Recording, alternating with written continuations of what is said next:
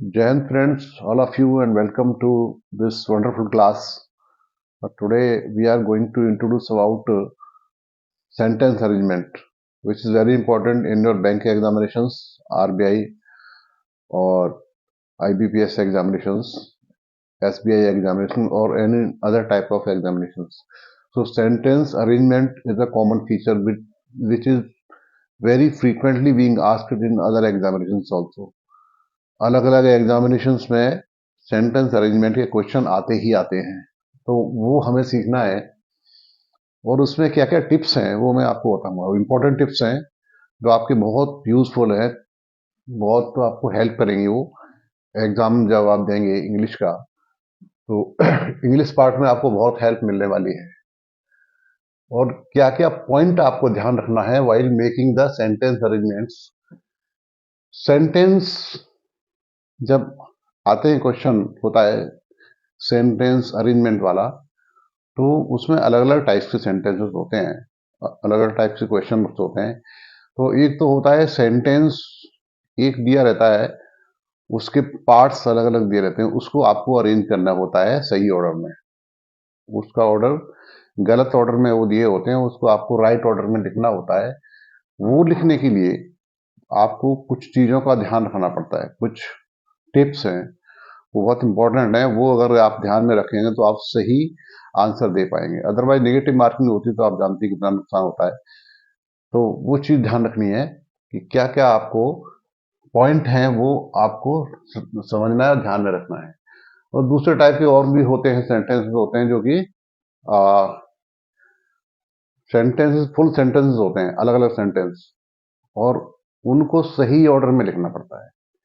यहाँ पर तो जो सेंटेंस के पार्ट्स हैं उनको सही ऑर्डर में लिखना है। वो जो अदर टाइप्स के होते हैं उसमें सेंटेंसेस लिखे होते हैं बाकायदा, उनको सही ऑर्डर में अरेंज करना है सो दैट एक मीनिंगफुल पैराग्राफ बन सके। तो वहां पूरा सेंटेंस को सही ऑर्डर में लिखना पड़ता है। यहाँ पे आपके सेंटेंस के जो पार्ट्स हैं वो सही ऑर्डर में लिखना है। तो अलग अलग टाइप से आते हैं क्वेश्चंस, लेकिन चीज वही है, अगर आप सीख लेंगे एक बार तो आपके समझ में ढंग से आ जाएगा। तो इम्पोर्टेंट जो टिप्स हैं वो मैं आपको बता देता हूँ। वो चीजें, पॉइंट्स हैं जो आपको रिमेंबर करने हैं, ध्यान में रखने हैं। सो देखिए, सबसे पहले लिखा है, first point is try to understand the tone of the author. जब भी आप सेंटेंस के पार्ट्स को आप देखते हैं तो उसका टोन समझिए, उसका थीम समझिए, वो क्या कहना चाहता है, किस टॉपिक पे बात करना चाहता है ना। तो ये समझना बहुत जरूरी है। आप उसको एक बार रीड करोगे, दो बार, फर्स्ट से सेकंड टाइम में ध्यान से रीडिंग करोगे, एकदम से समझ में आ जाएगा आपकी कि किसके बारे में ये बात की जा रही है। ठीक है ना। तो नंबर वन पॉइंट आपका क्लियर हो गया। Now we go for the second point, find out the opening sentence. अब हमें ये, हाँ, ये पता करना है कि सेंटेंस, या यदि वो सेंटेंस है तो ओपनिंग सेंटेंस होगा, और सेंटेंस का यदि पार्ट है तो भी हमें देखना है कि ये सेंटेंस का पार्ट ओपनिंग कहां से हो रहा है, स्टार्टिंग कहां से हो रहा है ना। तो find out the opening sentence और the sentence parts. Next is find out the concluding sentence. जो सेंटेंस का जो लास्ट पोर्शन है वो हमें फाइंड आउट करना है, या पूरा सेंटेंस अगर है दिया हुआ है तो पूरे सेंटेंस को लास्ट में कौन सा सेंटेंस अरेंजमेंट में आएगा वो हमें इसका ध्यान रखना पड़ता है।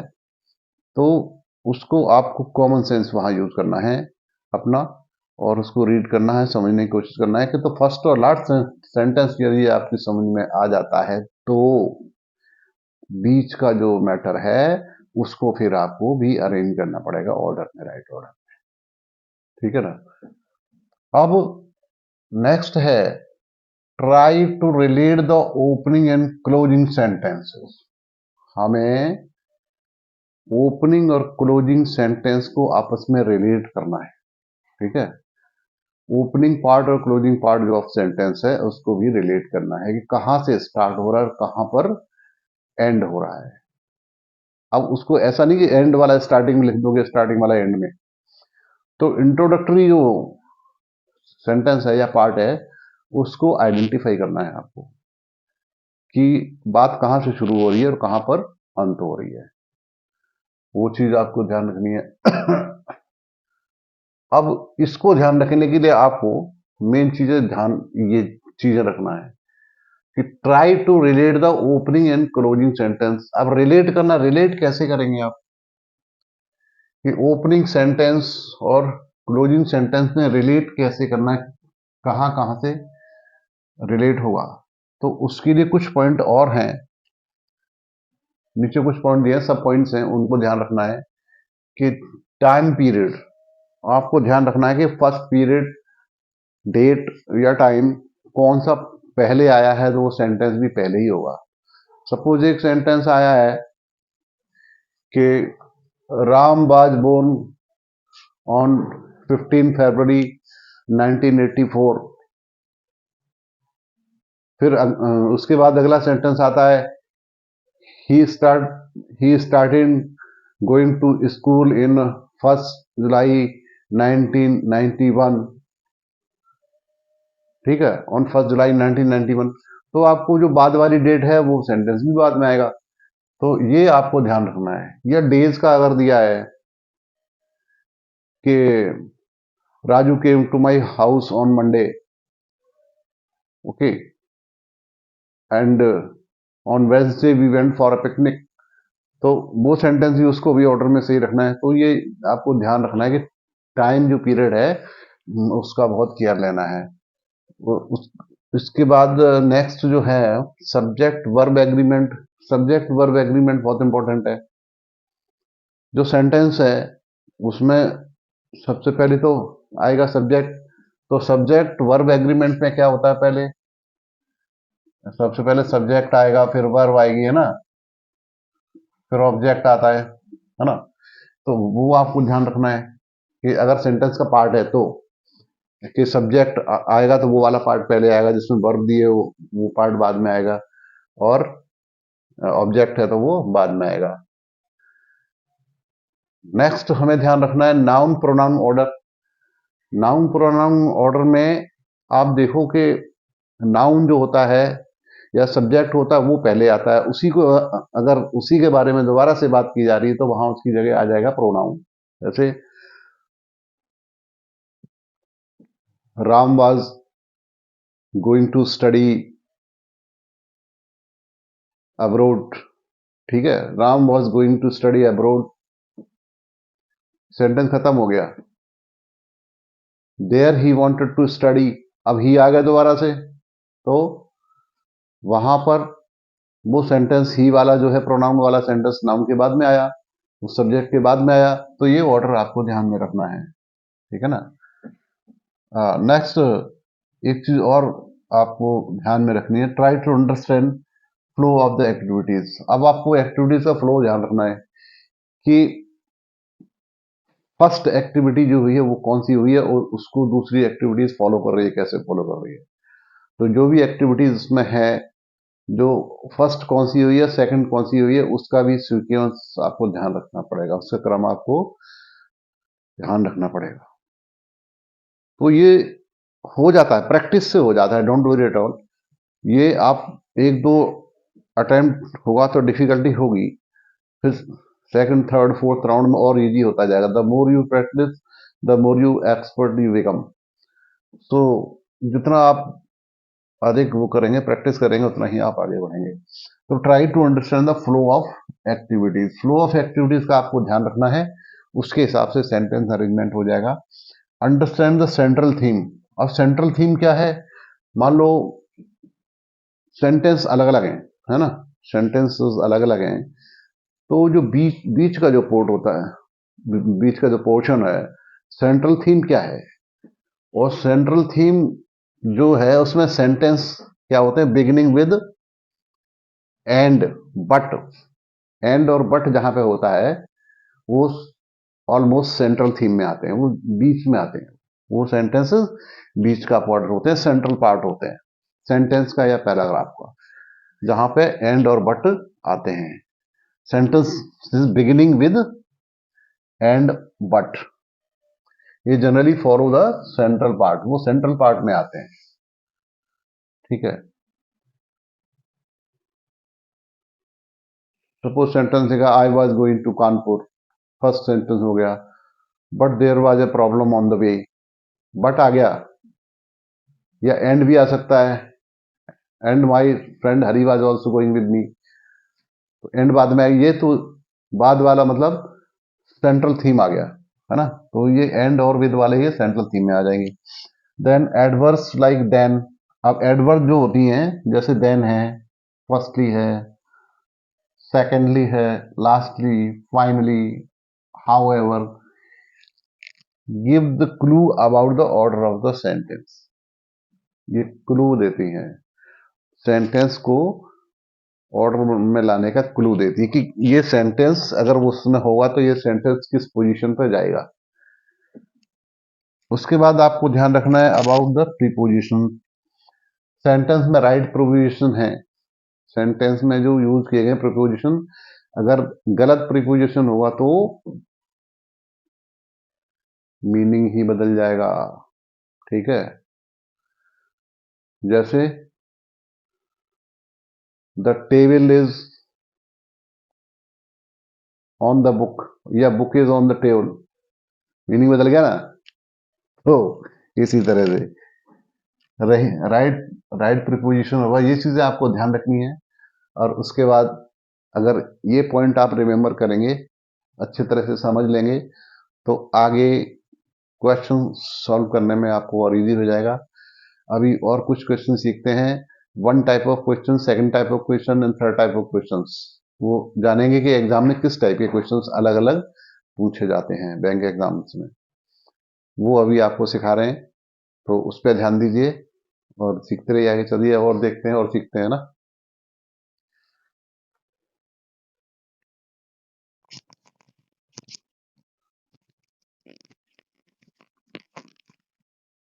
तो अभी टाइप 1 एंड टाइप 2 सेंटेंसेस को हम सॉल्व करने की कोशिश करेंगे, समझने की कोशिश करेंगे। जो टाइप 1 सेंटेंस है इसको ध्यान से देखें, इसमें समझना है कि इसमें क्या पूछा गया और कैसे हमें इसको सॉल्व करना है। Okay, let's start now.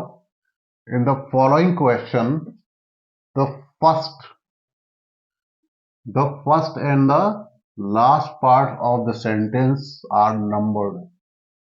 जो फर्स्ट पार्ट है और लास्ट पार्ट है वो नंबर किए गए हैं, उसमें numbered as number 1 as number 6, number 1 और 6 फर्स्ट पार्ट है ये, है, और आपका last part number 1 and number 1 6, number 6 part है, नंबर 1 पार्ट ये है।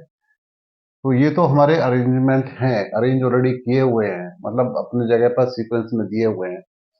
अब हमें क्या करना है, the rest of the sentence is split, split मतलब बिखरे हुए हैं, स्प्लिट हैं 4 पार्ट्स में, कितने पार्ट्स में, 4 पार्ट्स में है, और वो पार्ट्स हैं P, Q, R and S। Is it clear? These 4 parts are not given in their proper order। ये जो 4 parts हैं ये अपने सही ऑर्डर में नहीं है, प्रॉपर ऑर्डर में नहीं दिए गए हैं। Read the sentence and find out which combination is correct. जो पार्ट्स हैं P, Q, R, S, P, Q, R और S, 4 पार्ट्स हैं, ये अपने सही ऑर्डर में नहीं है, सही सीक्वेंस में नहीं है, हमको सही सीक्वेंस में लाना है, इनको राइट कॉम्बिनेशन में पुट करना है। Understand now? अभी इसको रीड कीजिए, आप ध्यान से इसको स्टडी कीजिए।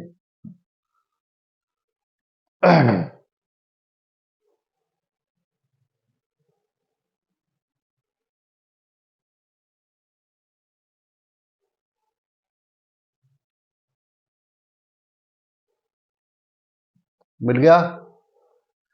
समझ में आ गया? ये फर्स्ट सेंटेंस तो है ही है, इसको there is a fashion nowadays, ठीक है, आजकल फैशन है।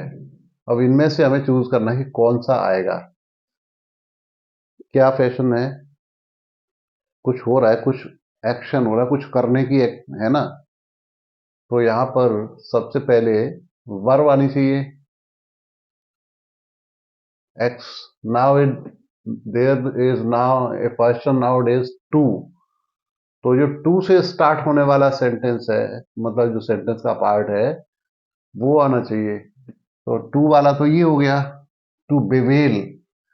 बिवेल माने दुख मनाना, विलाप करना, रोना, शिकायत करना, है ना। टू बिवेल पॉवर्टी, गरीबी।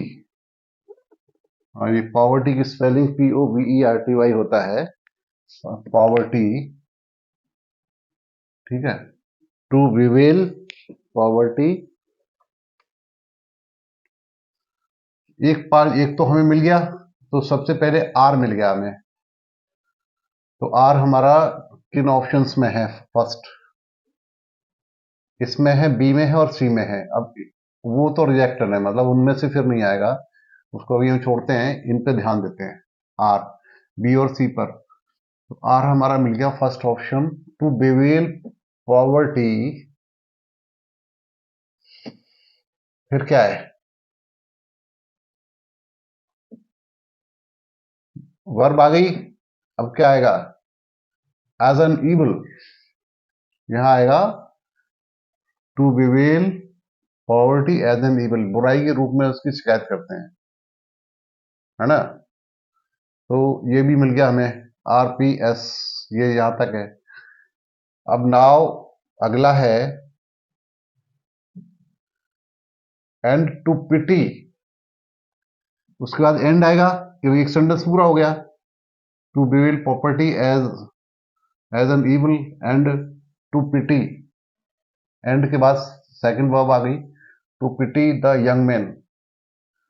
तो यहां पर ये सेकंड वर्ब आ गई है, पिटी, उसके बाद ऑब्जेक्ट आ गया है, तो टू पिटी यंग मैन ये सही है। इसके बाद आ गया तो एस आ गया, RPSQ, तो हमारा ये सही होना चाहिए, यही सही है, RPSQ। फिर उसके बाद who is born with a silver spoon in his mouth, ये फिट बैठ रहा है,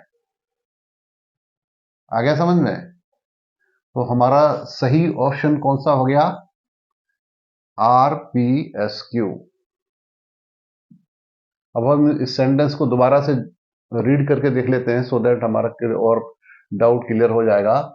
there is a fashion nowadays to bewail poverty as an evil and to pity the young man who is, देखो man singular में आया ना, young man, तो who is आ गया, ये सही है, ये इसको मैच कर रहा है। The young man who is born with a silver spoon in his mouth, so हमारा option B is correct.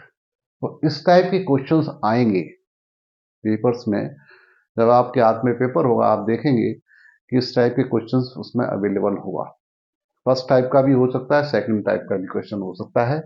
Second type का भी मैं बताऊंगा, ये खाली सेंटेंस का है। सेंटेंस के जो पार्ट्स हैं ना, उनको स्प्लिट किया गया है, सेंटेंस के जो पार्ट्स हैं उनको स्प्लिट किया गया और उनको आपको सही ऑर्डर में पुट करना है। तो ये ऐसे क्वेश्चन आते हैं, इनको बोलते हैं टाइप 1 क्वेश्चन, ठीक है ना। ये समझ में आ गया होगा। अभी और करोगे और अभ्यास करोगे, प्रैक्टिस करोगे तो और समझ में आएगा, ठीक है ना। अब हम चलते हैं सेकंड पार्ट की ओर। ये अभी मैं समझा रहा हूं आपको, जो वो आपकी समझ में आ गया होगा, फिर और आएगा, प्रैक्टिस से ही आएगा, विदाउट प्रैक्टिस नहीं आएगा। तो इसको जितने ज्यादा अटेम्प्ट करोगे तब आएगा। सेकंड, ये टाइप 2 के क्वेश्चंस हैं और number of sentences are given below. और इसमें थोड़ा सा अलग है। इसमें क्या है, इसमें तो सेंटेंसेस के पार्ट्स दिए गए थे, ऊपर वाले में नंबर 1 टाइप में सेंटेंस के पार्ट थे, लेकिन इसमें क्या है, नंबर ऑफ सेंटेंसेस, पूरे सेंटेंसेस हैं, they have been given below. तो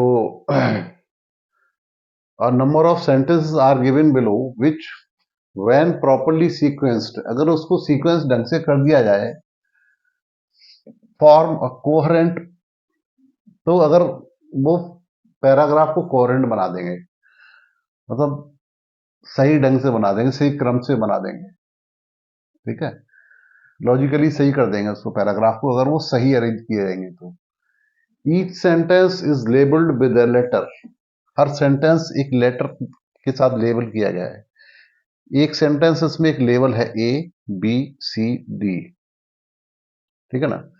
each sentence is labelled with a letter, choose to the most choose the most logical order of sentences among the given choices to construct a coherent paragraph।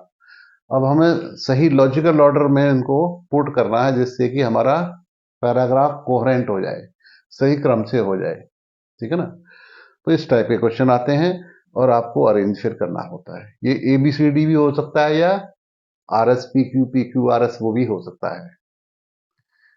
तो जिस type का पूछा जाए उस type का आपको answer देना होता है। देखिए सेंटेंस पढ़िए, फिर समझ में आएगा।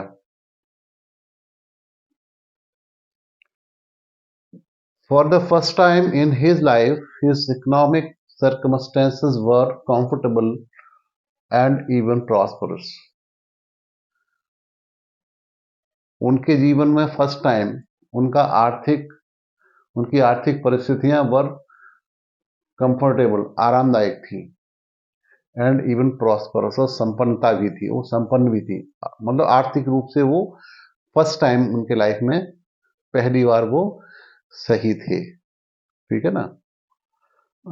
और फिर देखो next, the soul indulgence was the soul indulgence was a blue Mercedes. उनके पास एक ब्लू मर्सिडीज थी, ही इंपोर्टेड, जो उन्होंने इंपोर्ट की थी with special government sanction in 1960 में उन्होंने ये इंपोर्ट की थी Mercedes. But he chose to maintain simple life style in Mysore. The second half of the 1950s, Narayan had gained an Indian. So Narayan gained an Indian and worldwide opinion. Worldwide, yeah, publicity होगा, not public. I think this should be publicity, ठीक है, publicity। तो अब यहां पर आप देखेंगे कि इसको सही क्रम में अरेंज करना है। तो एक सेंटेंस जो इंडिपेंडेंट सेंटेंस है वो हमको निकालना है, वो कौन सा फर्स्ट सेंटेंस होगा, that one which is independent sentence.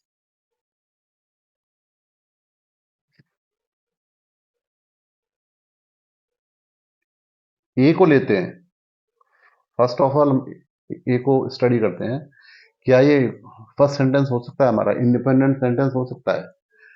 For the first time in his life, for the first time लिखा है, नाम तो किसी का दिया नहीं है, या कोई सब्जेक्ट तो है नहीं, ना किसी का नाम है, तो सेंटेंस यहां से शुरू नहीं हो सकता, ये रिजेक्ट होगा, ये हमारा फर्स्ट सेंटेंस, ओपनिंग सेंटेंस नहीं होगा, ठीक है।